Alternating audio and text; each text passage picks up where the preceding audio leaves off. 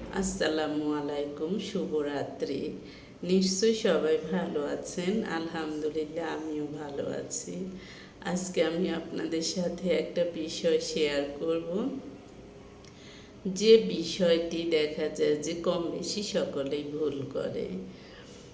ইদানিং আমার কাছে কেউ কোনো ব্যাপারে গল্প বললে আমার কাছে মনে হয় যে এই বিষয়ে একটা ভিডিও বানানো উচিত। তাই আমার সাথে কেউ গল্প বলতে সাবধানে করবেন, কারণ আমি সে বিষয় নিয়ে ভিডিও করে ফেলি। আমাকে খুব কাছের একজন লোক, খুব এডুকেটেড, উনি আমাকে ফোন দিয়ে বলল, একটা ঘটনা বলল। যেমন এক মহিলা, হাজব্যান্ড ওয়াইফ দুজনের মধ্যে সমস্যা। ছেলে মেয়ে বড় হয়ে গেছে, ছেলেটা এসপি হয়ে গেছে, মেয়েটা ক্লাস 8-এ পড়ে। তাদের ঢাকা শহরে বাড়ি গাড়ি টাকা পয়সা সব আছে, কিন্তু সুখটা ছিল না তখন। যে কারণেই হোক, প্রথম বাচ্চা ছোট থাকতে হতেই নাকি ওই মহিলাকে হাজব্যান্ড নির্যাতন করতো। তারপরেও মহিলা মানুষ দেখা যায় যে সহ্য করে করে থাকতে থাকতে তার আরেকটা বাচ্চা হলো। তারপর ছেলেটা এসপি হলো। ছেলেটা এসপি হওয়ার পরে সে ভাবছে যে যাক, আর এর বাবা নির্যাতন সইতে পারবো না, তাহলে হয়তোবা ছেলে মেয়ের সাথে সে দেখা যায় যে মিটিং করে সে একটা বাসা নিল, বা ছেলে মেয়ের সাথে আলাপ আলোচনা করে সে আলাদা থাকার সিদ্ধান্ত নিল। কিন্তু এই ক্ষেত্রে দেখা যায় যে হাজব্যান্ডের সহ্য হয়নি। সে, তার রাগ এত বেশি, সে মহিলাটাকে কুপিয়ে মেরে ফেলেছে, একদম মেরেই ফেলেছে। তারপর যখন মেয়েটা 999-এ ফোন করলো, পুলিশ এসে তার বাবাকে ধরে নিয়ে গেল। তাহলে এ থেকে কি আপনি কি বলতে পারেন মহিলার দোষ?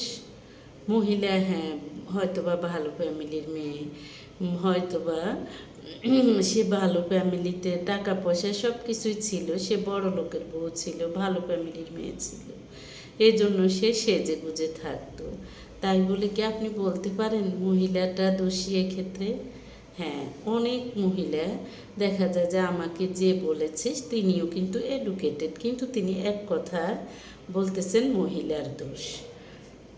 কিন্তু আমি ওনার সাথে যুক্তিতর্ক খণ্ডন করতে চেয়েছি, উনি আমার কথা তেমন পাত্তা দেয়নি।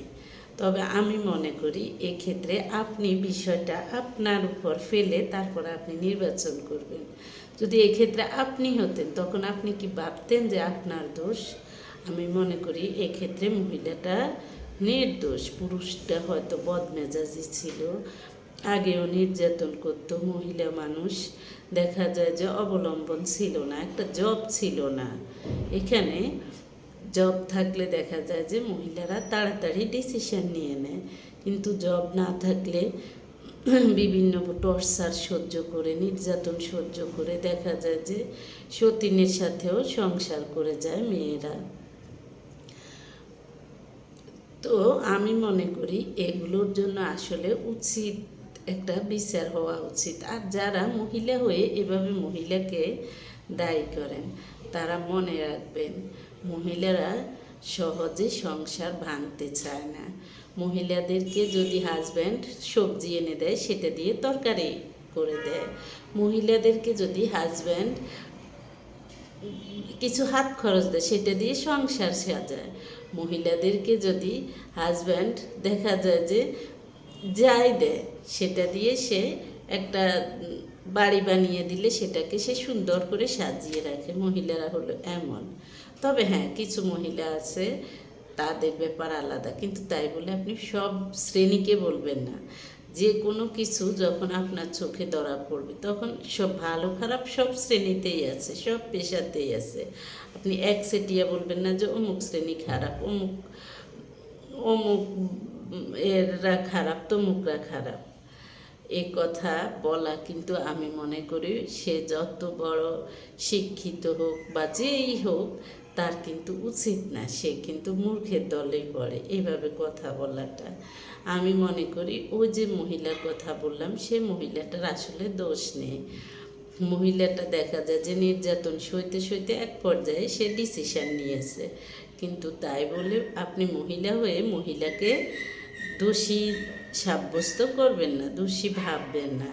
এরকম আরও অনেক আছে, হাজার হাজার আছে। নির্যাতন সইতে সইতে দেখা যায় যে যাদের অবলম্বন আছে তারা ওই ধরনের পুরুষকে ত্যাগ করে চলে যায়, কিন্তু যাদের অবলম্বন নেই তারা বসে থাকে সন্তানরা প্রতিষ্ঠিত হোক। সন্তানগুলো প্রতিষ্ঠিত হলে অন্তত পক্ষে একটা সন্তান প্রতিষ্ঠিত হলেও সে এখান থেকে মুক্তি নেবে। আল্লাহ হাফেজ। আমি কিন্তু কোনো ভুয়া খবর বলি না, আমি সবসময় সত্য খবরগুলো বলি। হয়তো দেখা যায় যে আশেপাশের বা পরিচিত মানুষদের বা দেখা যায় যে বিভিন্ন মানুষের গল্প শুনে সেগুলোই আমি ভিডিও করার চেষ্টা করি। আল্লাহ হাফেজ।